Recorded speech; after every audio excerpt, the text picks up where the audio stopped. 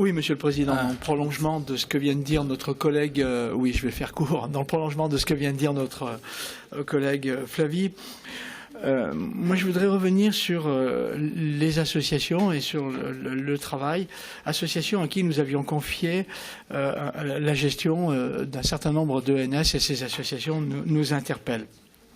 Elles disposent, je le rappelle, de compétences et d'un professionnalisme reconnu. Leur expertise a permis à l'Isère, à notre département, d'être parmi les départements français les plus vertueux en matière de prise en considération de notre environnement dans l'ensemble de ses politiques. Certaines d'entre elles, c'est le cas du Conservatoire Avenir, intervient depuis 1985 en faveur de la préservation de notre biodiversité et des ENS du département. La réinternalisation de la gestion des ENS départementaux peut conduire à l'affaiblissement de ces associations ou pire, à leur disparition, ce qui entraînerait une véritable perte pour l'ensemble des acteurs publics isérois.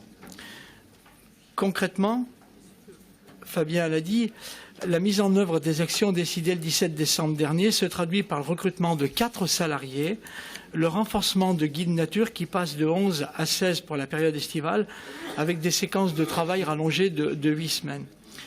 On peut craindre que ces mesures soient nettement insuffisantes au regard du travail accompli. Et du coup, ça pose quelques questions.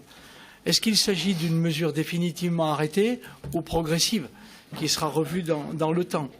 Auquel cas, quelle décision sera prise par rapport au volet consacré aux espaces naturels sensibles de la taxe d'aménagement que nous avions jusqu'à ici préservé? Autre question, les salariés de ces associations seront-ils prioritaires pour venir conforter les équipes départementales? Enfin, s'agissant plus particulièrement du Sud-Isère, du secteur qui nous concerne, Fabien, il n'y a aujourd'hui qu'une seule technicienne, très compétente au demeurant, pour travailler sur les questions environnementales pour les secteurs de la Matésine, du Trièves et de l'Oisans. Une technicienne pour, en gros, le quart en géographie du département de l'Isère et un renfort m'apparaît absolument nécessaire sur ce très vaste territoire où des ENS nouveaux sont en train d'apparaître et d'autres devraient être labellisés à l'avenir.